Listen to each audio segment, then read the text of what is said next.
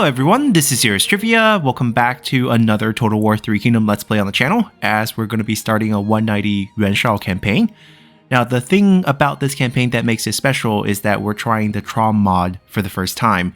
There's actually a whole set of mods we're using alongside TROM, and they'll be listed down below in the description. And there's also a separate video previewing the TROM mod, as well as the package of mods we are using for this campaign in a separate video released yesterday, so definitely go check that out.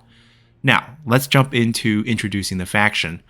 Yuan Shao still plays very similarly even with the mod, but it's an overhaul mod, so there's going to be a ton of changes to the game itself, including the fact that on romance, generals are a lot weaker now, and the units will be featured. And there's an overhaul of the unit tiers to make them more unique. So there's still the light, medium, heavy, but they're now named slightly different things. The heavy are more elite units, and the medium tier is now called Buqu, which is the Chinese term for retinue.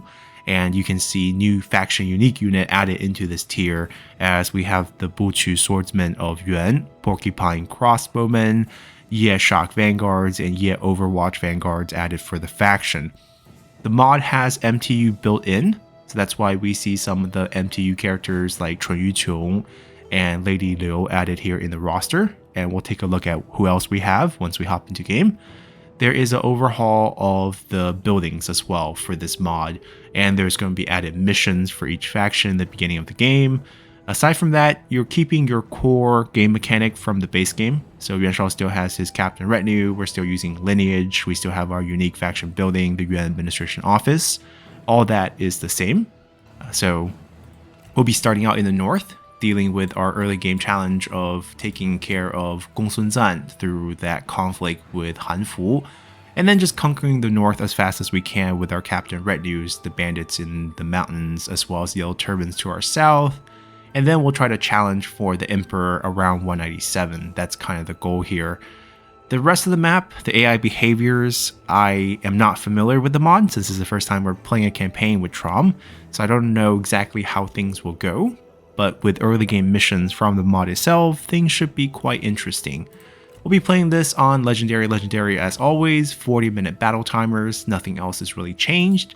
So let's hop into game and take a look at all these new added overhaul mechanics in greater detail.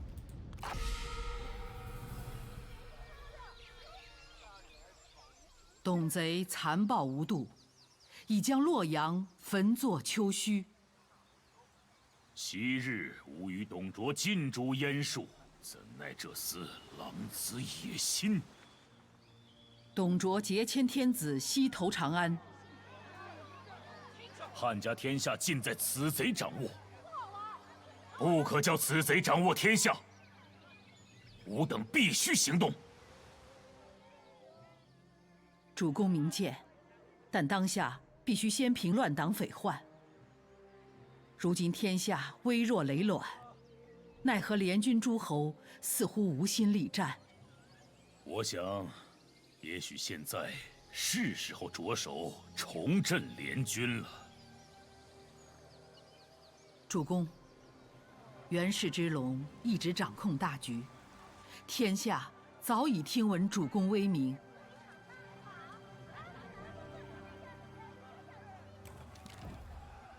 Alrighty, so this, I believe, is one of the mission prompts for the mod, and we're going to have to complete different missions to bolster our faction's reputation. This is still the first early game victory from the base game itself, sequence of objectives to teach you the game. We have to beat Cui Jun's army in front of us, get some supplies and morale for the next 3 turns. And this is from the mod. We will get a regiment of Northern Army unit joining our faction, and we'll gain this growing might bonus if we defeat 10 armies and garrisons. And this is still the same early game prompt, so we won't be going over that. Now, first thing you might notice is some of the TUP characters don't have the 3D model on the field, so they are wearing these super high-tech invisible armor on the field. If it bothers you, I believe there is a TUP 3D modeling mod from the packs that are suggested by the TROM mod, and you can add that and it should fix this. I'm going to let this go because it's not everyone. There are still armies that we saw in the flyby with no base army in front of the yellow turban. If they're generic, they're totally fine. Another thing you might notice on these unit cards is that they only support the default unit card, the minimalist faceless unit card. So if you're running the alternative with the faces, it's not supported by TROM and you might run into problems with that. I happen to prefer these, so they're going to be fine for me. And you might also notice the units don't have the same number of unit as you see in the regular game, because now with the TROM mod, the unit size is being modified to kind of reflect their power. So range units are nerfed by having less, and melee units are buffed by having more. And that's going to shift as the unit move up in tiers, because these are just saber infantries. Now, the symbol you see here is just the Chinese character for 1, and that little bump on top is actually part of an experience circle. So that means they're only level 1, and if they gain more rank, you see this circle kind of complete itself. The 1 here, the Chinese character, is a reflection of their tier. So this is a militia tier unit, the weakest, the light units. So they're tier 1. And if you look at our units, we have the Chinese character for 2, Chinese character for 3. It's easy to identify because the Chinese character for 1, 2, 3 is just literally 1 line, 2 lines, and 3 lines. And essentially, these are elite units, and these are what's called Buchu units. So the different tier of units that's being modified into the game. Cavalry has more than the regular base game, since we are playing on the standard large unit size, so it should be 30, 120 from the base game. Now it's being shifted to 45, 150 for some of the tier 1 units. You can see tier 2 units have 105 and the elite units have 75. So things are going to shift quite a bit. And aside from units shifting, the generals are shifted a ton, which is going to be really hard to get used to. You can see the skill tree has these additional pieces that you unlock that matches kind of the tier. And it unlocks the unit you can recruit on them, I believe, because everyone now have available retinues, and some even have special units. I think there's also regional troops added into the game. We'll start exploring all these changes as we get to them. The relationship is the same. The really crazy part is the stats. Generals are heavily nerfed. We have less health. We have almost no charge bonus, which is a big component of generals' damage. The weapon and attack has been shifted. There's now this melee hit bonus, which erases part of the melee evasion system. So you can think of this as more of the traditional Total War game experience with melee attack and melee defense. So each weapon now has their own melee hit rate, which eats into all the character standard melee evasion. Whereas in the base game, everyone's assumed to have a 100% hit rate, and the evasion is there to eat away at the 100% hit. So these are just very major shift in terms of character strength, and that means your generals are just a lot weaker. And you might think, well, the general damage is one thing. They also have abilities. Well, those got shifted too. We still have Distant Courage, but you can see here, heavily nerfed. Used to be 50 points morale, now it's 5 points. You do get a little bit of melee evasion on top of that, and fatigue reduction, which are very good buffs for units that are fighting for a long period of time. So you're not going to hate this, but it's very different. Then we have Heavenly Presence. You can see this is the healing ability. There's 2 use. There's going to be a lot more supportive healing abilities for the general and a lot less damage abilities, because that way your generals are more of a support hero unit rather than someone who goes in and kill off half of the enemy army. And I think that change is acceptable. It's a different way to look at the game. And then we have our Mortal Strike. It has an increase of 22 melee damage, armor piercing, and 25% melee attack rate. Now you might be thinking, what happened to his Yuan family familial conflict? Well, if you look down here, he still has that by default. I think it's being given to him down here in this new special upgrade system of his characteristics. And you can see that he also has Royal Blood. It's a passive debuff on enemies. So you actually have more than 3 special skills. I think the other shifts are not as major, but there are some changes like Zeal is no longer just a pure attack rate increase. You also have some sort of retinue damage increase. The percentage are changed all around. Some of the supportive economic bonuses are not shifted. You can see the faction wide. Now the clarity is given an increased missile block chance for own retinue. So there's small shifts, but nothing too crazy. Mobility has a campaign movement range increase. That's interesting. It's good for commanders if you want them to lead armies, which makes sense since you don't have this normally on commanders or other classes even. You usually just go with either a champion or a vanguard for that purpose. And speaking of those guys, we're going to look at our roster. A lot of this episode is just exploring what's changed, because without knowing this, we can't really play the game. It's going to shift our playstyle quite a lot. Our current heir, Yuan Tan, if we look at his stats, he's also using this sword. It's giving him the same 12 points. I guess the tier of the sword doesn't really shift, but if we change weapons, there should be a hit range change somewhere in here, but it's not being reflected right away perhaps. We'll hop into a battle and see how the numbers actually play out. But you can see the skills are all shifted. There's new skills. The weights on the shoulders, we are getting a very similar boost of morale. Very small boost is what I mean by similar. And then we have anti-cavalry tactic, and then we have frontline observation. Nothing that's super offensive. We still keep our familiar conflict and royal blood. It's a little bit confusing to call the Yuan family royal blood. Sure, they're a very influential gentry clan, but even as a gentry clan, they're rather new. They're only about 4 generations deep from Yuan, and nothing in their bloodline suggests any sort of royalty. Yan Out, a vanguard, so you might think he should have a damage ability. Well, yeah, he still has Flame of the Phoenix. That's not really changed. It's just not something he has at the start. Mighty Thrust, and we have Burning Soul. We can see there's different activation, health above 50%. You have to be in the fight, can't be on elephant, lasts forever.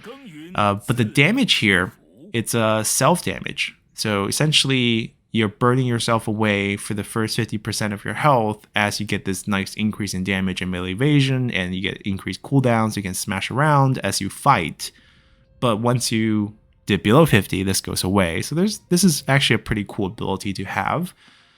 He has these tiers, and now the question is, how do we unlock these tiers, which I have not exactly figured out.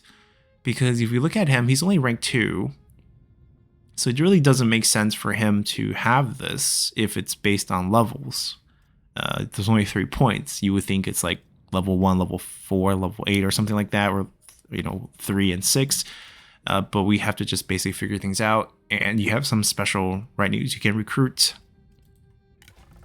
Ventral, we're looking at a champion now. Earth-Shattering Strike, same image as Xuchu, but the damage is a lot less. Very similar stat changes though. We have the same Siege Roar, heavily nerfed. It's only 2 use, it's only 6 points of morale. There is the added 15% melee attack rate change, but overall definitely a heavy nerf from what he had in the base game. Also this anti-cavalry tactic. Going to Strategist, we have Unbreakable added in, Stoneboric. The figures are a little shifted. Natural's Ally, speed and morale going down, but the effect's very similar. Restore, another healing ability. So this is something that, he can target, if not routing, the target that he's healing. And obviously for him, he also can't be routing. He also can't have enemy in range to constantly provide this heal within 50 meters. It's a very small heal, but it's actually pretty strong if you have constant healing on your generals and units, I believe. If you look at the thing, it doesn't say it's only for generals. Chun mass increase, very supportive. Brawl, active for all entities, and you end up with a damage boost, but you lose defense. And then we have another supportive effect. So like Yan'an's Flame of the Phoenix, it's pretty god tier here as a way to clear enemy units. Can target if general. Oh. Wait, can we only hit generals with this ability?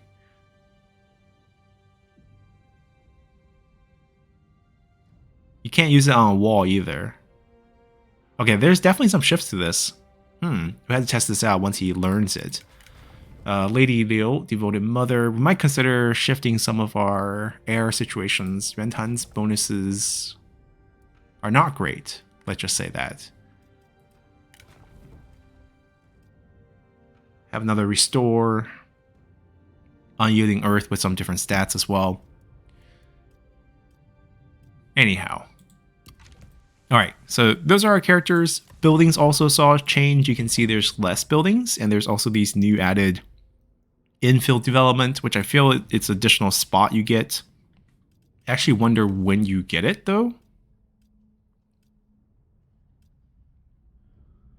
6 slot, 5 slot. That hasn't changed. I'm not sure when we get this infill. It could also be attached to the county, which is how the bandits do it, and they probably use the same code to add this as a added element where you can have basically grain storage or supplies management for a grain farm, which makes sense. And once we get more counties, we can see if they have different options for different types of counties. There's not much change to the grain farm. Some of the buildings are very similar. You can see here the big change is tax buildings not free, and they take slightly longer to build, I believe. You still get a nice chunk of income and the same public order, debuff, but it's all shifted a little. So I think you get a little bit less public order hit. Essentially, you're paying for this building, which makes it a lot worse. Confucian Temple does pretty much the same thing. This is our faction unique building that gives us lineage. We'll talk about lineage and our regular faction effect after we go through the mod changes. I don't think there's too many major changes for these or these. Or these, actually. That still looks the same. Schools are still useless. That looks about right. So we shifted the storage down. These look about the same. Yep, the same. Oh, I think... Ooh, it's been a while. I think the 6% is a little less. Somehow I think the base game is higher than 6%. 4%, 4% plus adjacent, 6%. Yeah, I actually think 6% feels a little low. Okay, not too drastic of a change in terms of buildings. The biggest part that I feel like is different from the base game is we have these now infill developments, which I feel are attachments to counties. As you can see, it's getting highlighted. Yep. So, well, actually no. It's only getting highlighted because we had this selected. Pretty sure it's probably going to go here. We'll figure it out. That's pretty much all the changes from the mod as we can see right now. We can talk about our faction mechanic from the base game. We have a lineage system, which are points we can earn by having our leader on the field. Yuan Shao in this case, always have him on the field. It's worth 5 points a turn. And then the other sources of lineage are from your buildings, from battles. It's actually pretty easy to earn lineage for Yuan Shao's faction. And you can spend them, I believe, on your captain retinue tree and perhaps recruiting generals. I forgot if he works the same way as Yuan Shao. I think he does. But we're basically going to stack these. And as you go up in tier, you unlock the tiers of the captain retinue. You can get better upgrades for your captain retinue as you move forward. There's also missions for captain retinues, which are something we actually have to take a look at pretty early on because they're worth quite a bit in the long haul. You have pursuit maneuver 1, 2, 3, different levels. As you get kills, I believe, with your captains. So the actual captain, the first unit in the entire captain retinue, you get discount to upkeep for mercenaries. Mercenaries are any sort of non-general-led unit group inside the army. So in this case, our captains are mercenaries, and they will reduce those upkeep costs up to 30% once you hit 500 kills with a captain, or all your captains combined. We're going to try to do that in the first couple battles. We'll try to get at least 300 kills if things go well. Obviously, we can't depend on generals to win us fights, so our units have to do a lot of the fighting, so we're probably not going to get as many kills as we normally would. Because normally we would use our generals to basically shatter the morale of enemy infantry, have our captain chase them down, get free kills. Here we have to work for them. Then the other mission, Enlistment 123, is to recruit a new captain retinue 3 times, 5 times, 7 times, and we get these nice chunk of lineage added to our lineage bar, which will be used for upgrades eventually. Not an important one because the upkeep discount is forever and it's a great cost saving measure. And then we have Triumph 123, which is win battles with captains in your army. This one will take some time. It'll be up to 7 battles, and we'll try to use our first group that we got for free for this. And essentially, this will make recruiting future captain retinues a lot cheaper. And that's something we definitely want to work towards. So these 3 are the only 3 missions you'll ever get. You want to finish them so that you can get cheaper captain retinues, which is what you want to spam when playing as Yuan Shao. They're good because if you look at the bonuses you can get by paying your lineage, you can make your captain retinue get guerrilla deployment, 20% damage, 10% attack rate, 15% charge bonus. Nothing too crazy here. And if you think about it, with the generals being nerfed on this mod, captain retinue is probably your best go-to because you end up trading a general for one of these captains, which is just a regular unit. But since regular units are better and you get sort of a more bang for your buck by getting a whole group of captain retinue, you might just want to spam these. And you come with a lot of good units at a cheaper price from these missions as well. Then you can move on to the next tier. You get access to increased experience for your group passively, some more increasing damage, cow traps, increase in armor, fire arrow if you have range units. You don't have to get all of them. You kind of pick. If you don't have a group with archers, don't get fire arrows. We can get replenishment in foreign land, which is super powerful. We can get supplies in foreign land, which is super powerful. We could have used these for our new bull campaign when we were doing our Raise the World. And then we have morale increase, melee evasion increase, poison arrows, firing rate, and ammo for archers. Now, I think the mod didn't really change these bonuses. So with nerfs to other areas of the game, these bonuses actually become more and more powerful, relatively speaking. Secret Plan, a new ability. This is new. Oh, wow, they did change this. I take it back. I guess we'll have to find out what the secret plan is once we get enough points. Unbreakable. Yeah, that's something that's really good as well. That's been there since the beginning. Stock. I mean, if they shifted this, they didn't change any of these? Interesting. Get 3 additional armies. This is a flag, which means you get this once on any of your captain retinue. You have it for your whole faction. It's not stackable, basically. You get your missions unlocked. You get 3 more armies, and that's it. 25% chance of ambushing. Right, we can't ambush any army with this force attack. Terror, range block chance. So it looks like what they did is they just shifted away Whitewater, and they gave us a secret plan. Perhaps because they changed what this is my guess, that they did not consciously make this change. They did not go in and decide to change the captain armory because everything else is the same. What they actually did is they changed Sima Yi's ability, which is called Whitewater, right? They basically went into the code and rewrote Whitewater, and it's now called a secret plan with different abilities. And the game, in fact, then changed the Whitewater location in the captain armory into that new secret plan, which I guess makes sense. So I don't think this is, or that's my guess. I don't know who made the mod and how they did it, but that's what it feels like. Anyhow, we got to get our first couple missions done. And we're going to have to fight this invisible man with his small retinue. There are 500 units to kill, but it's impossible to get this guy to kill all of them. So let's go. Oh, I should have done some diplomacy before we took some losses. We can't get out of this now. Little oversight. I don't think it's going to change too much. We're basically going to lose pennies by negotiating a trade deal with our neighbor.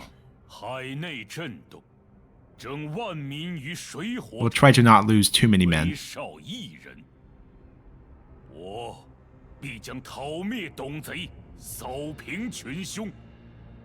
But for those who enjoy sort of the quote-unquote traditional Total War experience where it's more unit versus unit, this mod is definitely for you. I don't think his 3D model in the battle was messed up. I think it's just on the... Oh no, never mind. Never mind. TUP characters just don't have 3D models. Okay, interesting. I also don't know if we have dueling as a thing. We haven't looked at our units, actually. The Ye Vanguard, Ye Shock Vanguard. This is a quote-unquote new elite unit. It looks like the Ye Vanguard Spearman, the picture, but obviously they're reusing stock photos from the game. They have retreat cover. If they're not routing, ally unit are routing, then nearby unit get increased speed and range attack rate. Okay, they're covering like routing units. We have melee hit rate bonus. Everyone has those now. Range block chance, melee evasion, melee attack rate. What is our range damage? Oh, they're displaying the bonus. These have always been in game. They just weren't displayed.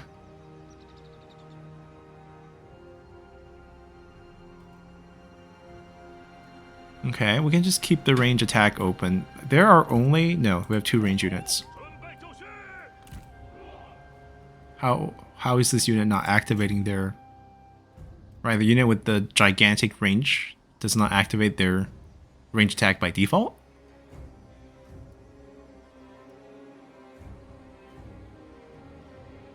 Okay, they both have very similar effects. We're gonna space these out a little. We'll frontline with these. Okay, the medium tier is just called 部曲.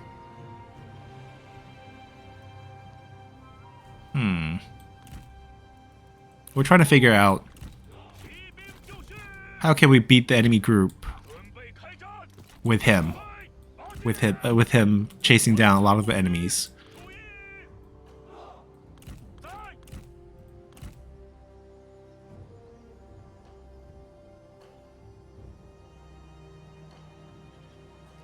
I think the solution is just flanking with our cavalry.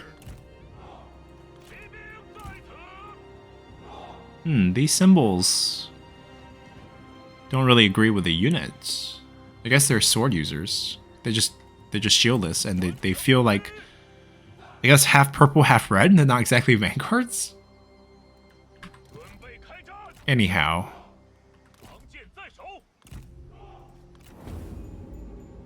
Let's see, are they moving up?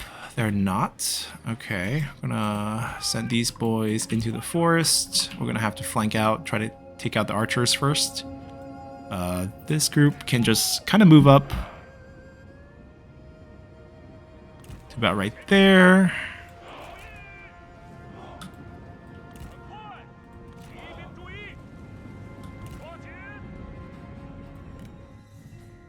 Yeah, there's no dueling. What is their militia archers range? 160, okay. So we can outshoot them with these. And we probably will do that.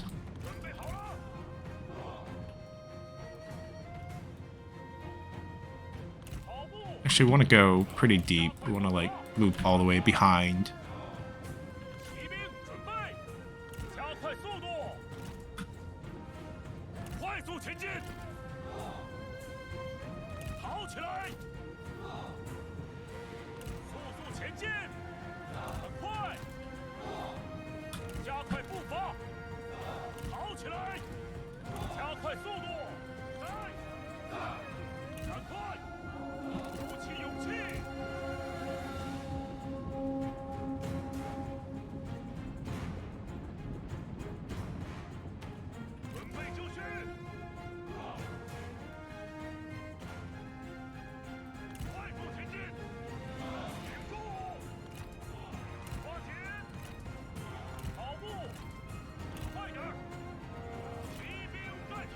Wow, they're slow.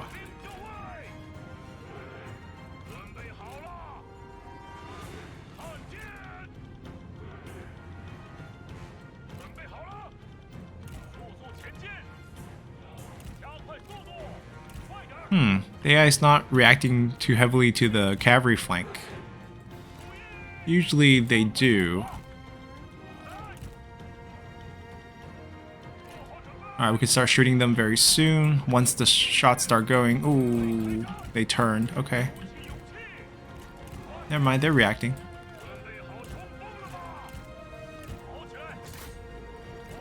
I was hoping to send them first, but this will do. And then you start chasing. We peel. We just want to chase them towards our guys on this side.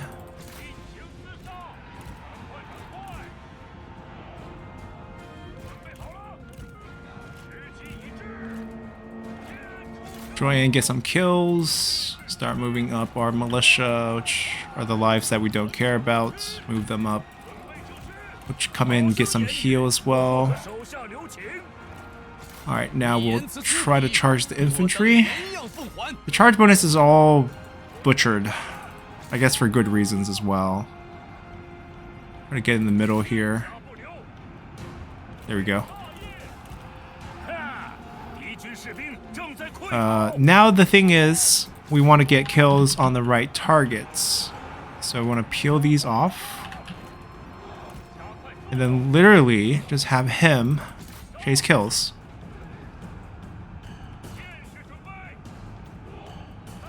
And they want to fight him, they can. Turn it off. Turn it off.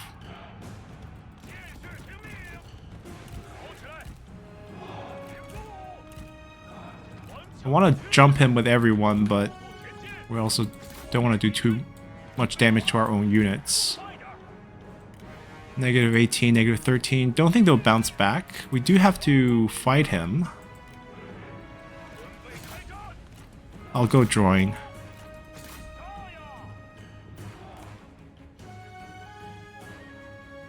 Can we get this kill quickly? Yeah, I like the fact they bounce back. That's actually good.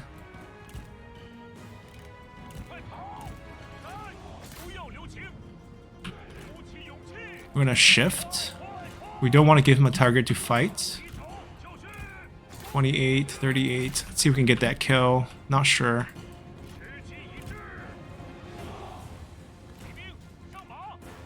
It might be too close to the edge. We have what, 120 kills on him? That's not bad.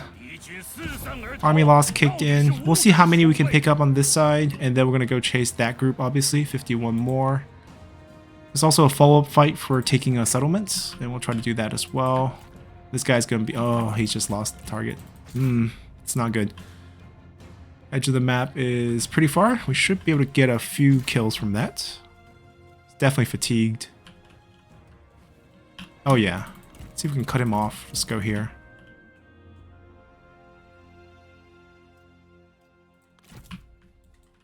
Everybody hug the commander. Technically don't need to heal because all the entities that are damaged will heal back after the battle. And we can't, you know, create any lives. Oh, we bumped into the entire group. Good. We should be able to pick up all 51 here. That's going to be huge, working towards that total 500 in the end.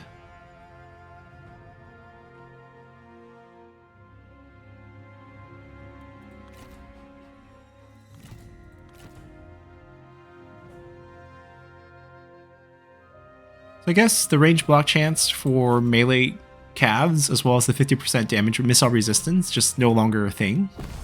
Alright, picked up all of that. We have to learn which units are good against which again, because of the overhaul shifts. We had to share some kills, or else we wouldn't just beat them. I might consider getting the 3D mod added in. This is a little disturbing. Got 15 points of lineage. It's not that hard to earn lineage. Mostly healthy. We're gonna get the money. And we did forget about diplomacy, which is a bit unfortunate. We're gonna take this farmland and pick up some public order. Our progress over here. We hit the first tier. Upkeep cost for all of our captain revenues will go down. We want to trade 2.6. I don't think we missed out too much. We can also look at what items he got to start the game. Jade Sculptor, not too bad, but not something we need. I don't really want to take his daughter. Not really useful. We're just going to be seeing how much we can get from him. Probably 72 looking at things. Let's see if we can get it. Nope, 71 maybe? Okay, and I doubt he'll give us 700. Yep. Maybe we can tag on a couple things, like a non-aggression. Or we probably want to do that separately. Let's see if we can get another 100 plus on that. Yeah, we want to do that separately.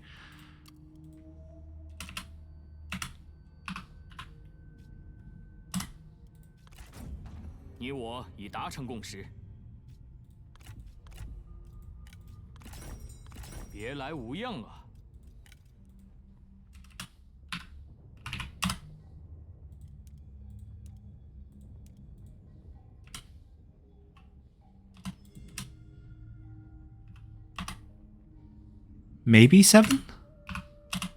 Nope.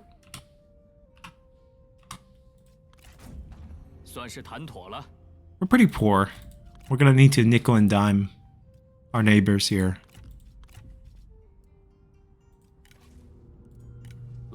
Doesn't hurt to look at everyone's items in case there's something really good. We don't actually have vision of a lot of factions early on, so there's really not much to choose from.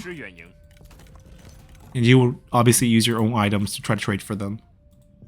Okay, so nothing. Okay, that's an army we would love to fight. Tianfeng technically works for us.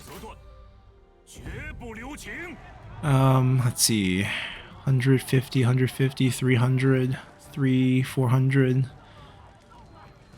If we get the kill on everyone, but obviously that's not going to happen.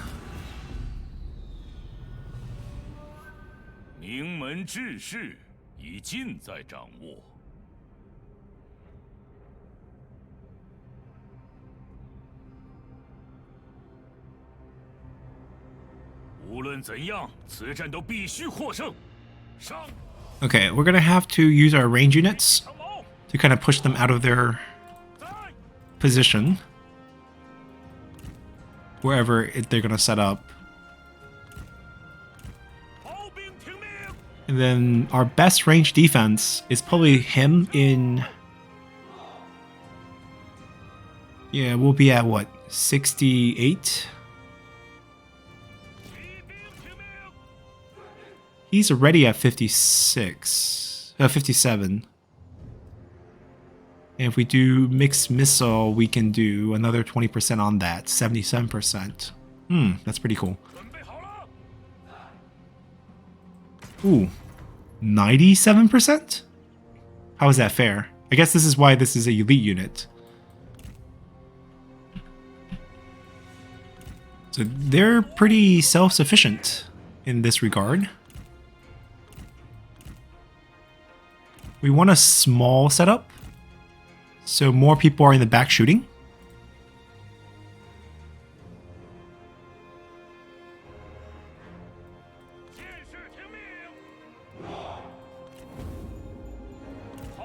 Okay, they're there.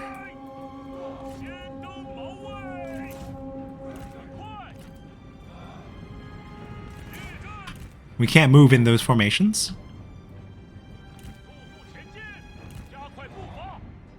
They decided to hide in a forest. Well, they still have decent range block chance. We'll see if we can circle around.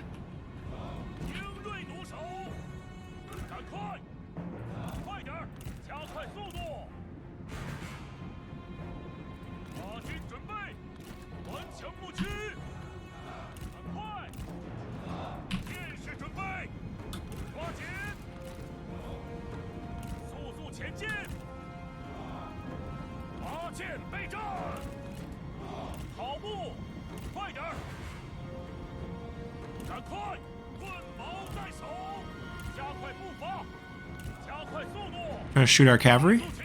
Can we shoot them? We can't?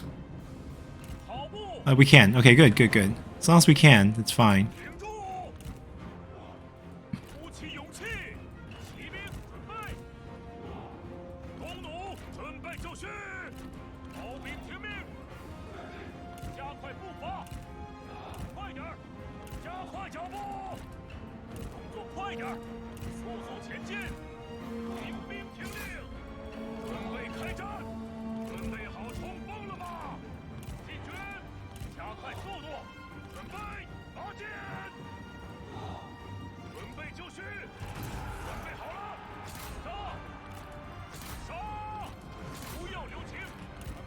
Okay, get ready. Pick up some kills. Give them some healing bonus. Shoot them back. Charge them from the rear.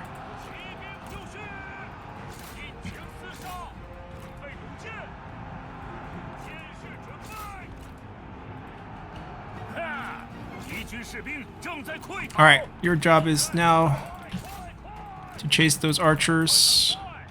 49 kills. Go, go, go.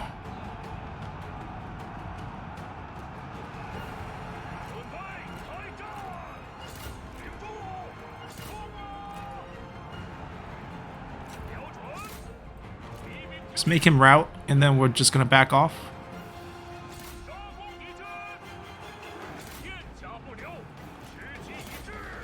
Come on. Break. Now you're the captain. Break.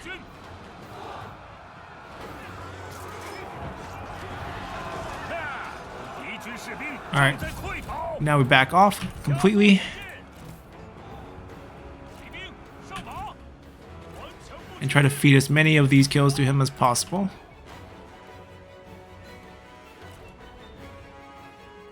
Disengage, disengage.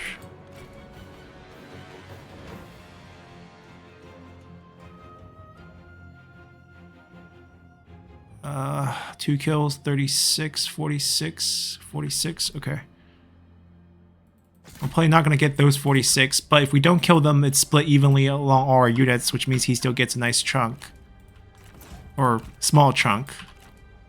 But if we send someone else to kill it, then they would get the experience, but then he gets less, I guess. It's all about him. Until we get the 500, then we don't care at all. Then we can play the battles normally and just use all our units as equals. But early on, you really want to get that discount going.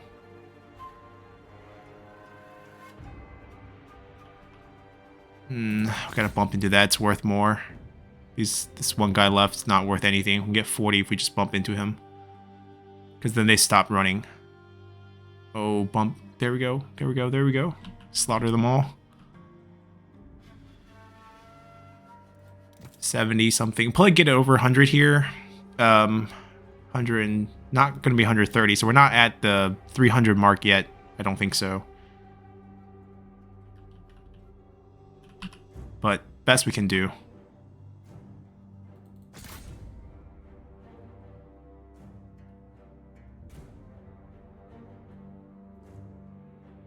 For turn 1, that is.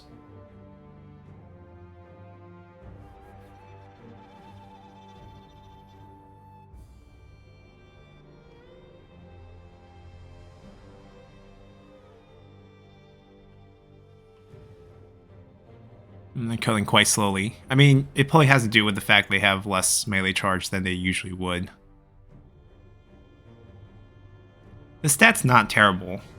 It's just this shift really shifts a lot of the power away from the cavalry. Because it's added to your damage normally.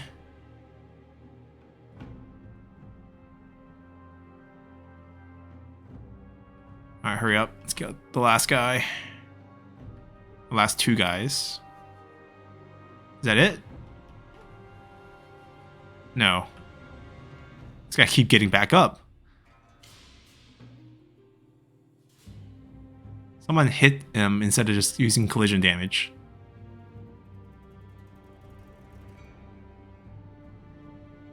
Nope. Oh, he's done.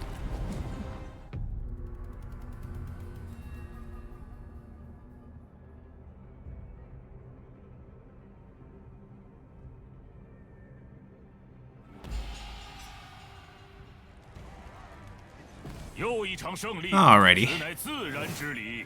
We got in the end 119. And we also have our unique Secure and Occupy, which spends lineage to increase all these stats. We don't need it. Lineage right now it's more useful for us. They want us to build a building. We still get economy grows, which is good.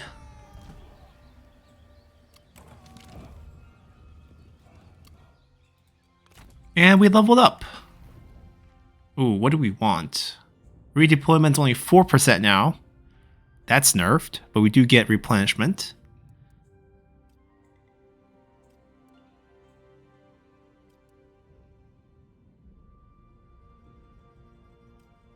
Kind of want this, but this obviously has some faction-wide effect. 4% is better than nothing. Oh, so we can... oh, these have no level restriction. We just have to spend a point on them. Increase upkeep, but we get more morale. Increase replenishment. Ooh, that's pretty big, but we get that here as well, so let's just get that first.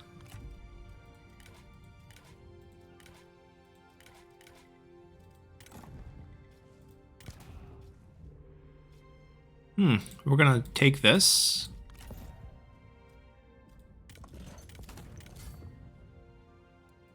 Okay, now we get to do all the management stuff. Yep, this is the infill. 2% commerce and industry. Probably this. This is probably going to be a peasantry location. We don't need the labor building. I don't think so. Are we trying to get the labor unlock for the reforms? This one here. I don't think we need that. We're still going to be focused on peasantry, even if it costs money to build. We're going to demolish this.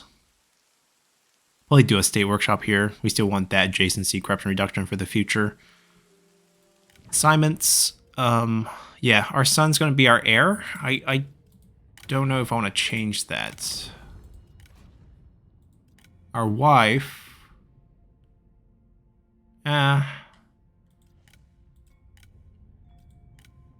Other two boys not of age yet. 15% from family estate. Base is 2,000, right? So 300 per turn. It's not bad. We'll hang on to that. We'll let him get increased level by doing that assignment here. Satisfaction, income from all sources. Very useful. We'll do that as well. Let's see what else we need to handle. We could spend some of the points now.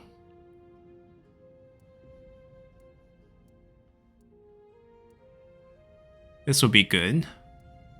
Or we can keep saving it until we get these stronger bonuses, like Unbreakable or Replenishment Foreign Land. Those are all very attractive. Yeah, we'll hang on to that. Our upkeep for this group is how much? Huh, army upkeep. 220, 2,250. 350, 350, 250, 188. Huh, they're pricey. We came a little short, right? We're at 290. We have got 10 kills. We would have saved another 10% here. It's okay. Can't have everything. We still have a decent amount of cash. What are we going to do with that? I don't think we can do much. Oh, we can do some title changes. 60 points if we get rid of it. 25. That's okay. We'll give him a stone pig to tide him over for now. 55. 30. Very acceptable. Anyone else wasting money? No. Okay, our income jumped back a little bit.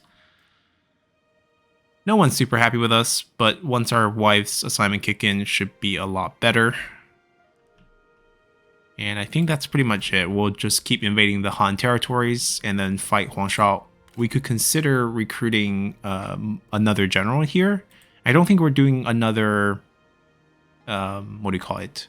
Captain retinue until we get this increased. We just have to fight 7 battles and then it's 45% discount, which massive difference. So that's pretty much it. Let's end turn here.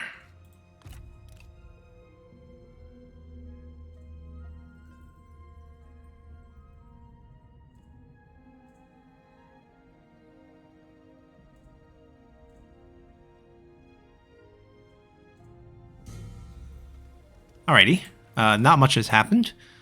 We're going to be ending our episode here. It's a relatively shorter episode, a lot of stuff being discussed about the TROM changes. We just wanted to end turn to get the save point. As many of you know, my throat's not doing super great. I've been suffering from a cold and have a lingering dry cough. So we're going to try to keep the episodes a little bit shorter just so that I don't have to run into issues recording these. And we'll come back and continue to take these land as we mentioned and try out new things. Once we get these 2 missions in particular filled, we'll be pumping out multiple armies and multiple captain revenue and try to speed up the invasion of the north and try to take control of everything so that we can shift the campaign towards the Emperor. So until then, bye.